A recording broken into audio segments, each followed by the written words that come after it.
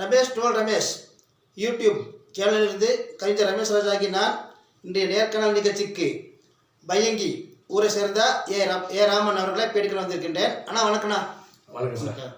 நீங்கள் இப்போ எங்கே இப்போ அரசு பணியில் இருக்கிறதா நான் கேள்விப்பட்டேன்.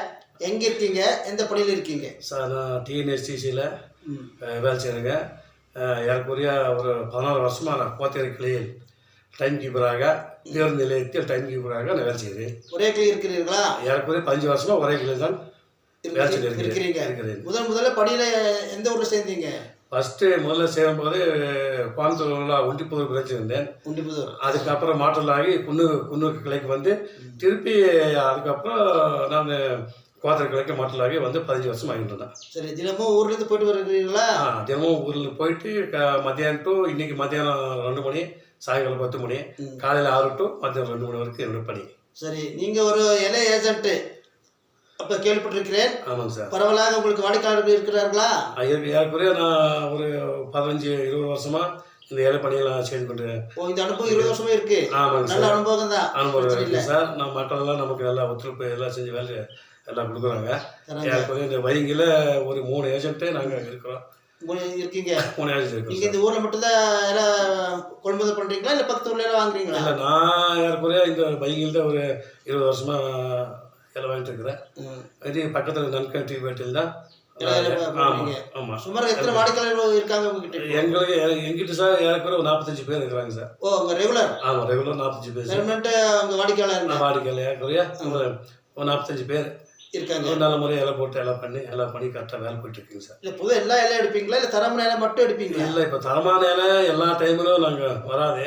சீசன் டைம் ஆச்சுன்னா தரமான இலை வாங்குறது ரொம்ப கஷ்டம். இல்லை, எல்லாமே மேடு பள்ளமாக இருக்கலாம் செய்யும். மேக்சிமம் இப்போ தரமான இலை தான் நாங்கள் வாங்கிட்டு இருக்கோம். நீங்கள் எல்லாம் நிர்ணயம் பண்ணி கொடுக்குறீங்க இல்லையா? ஆமாங்க சார். கூட்டுறவு சங்கம் இருக்குல்ல? ஆமாங்க சார். இண்டுகா ஃபேக்டரி, அந்த இடம் கொடுக்குறீங்களா கூடுதலாக கொடுக்குறீங்களா? இல்லை, நாங்கள் ஏறக்குறைய இண்டுகா ஃபேக்டரி 50 காசு ரூபா எச்சா தான் நாங்கள் கொடுக்குறோம். அது எப்படி இருந்தாலும் மாதத்துக்கு ஒரு முறை தான் பேமெண்ட் வருது.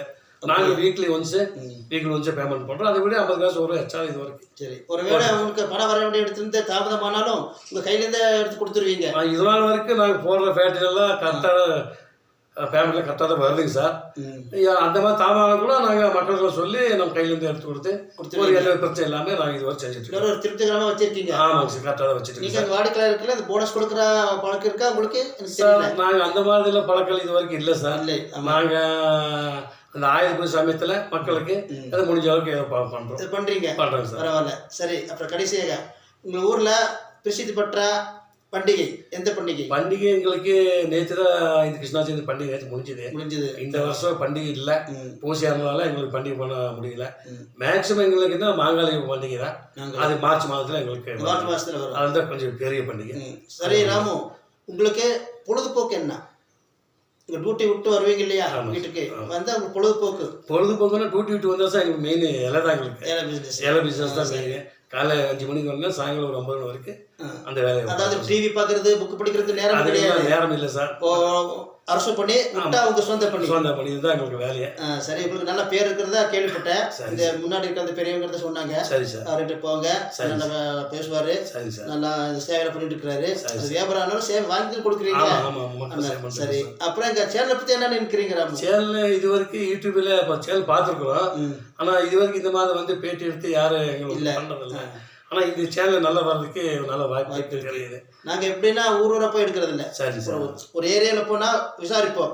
ஒரு சேவை மனப்பான்மை இருக்கணும், நல்லவங்களும் இருக்கணும், மது பழக்கம் இல்லாதவங்களும் இருக்கணும், மற்றவங்களுக்கு ஒரு சின்ன உதவி பண்ணுறவங்களும் இருக்கணும், உங்களால் யாருக்கு தொந்தரவு இல்லாமல் இருக்கணும்.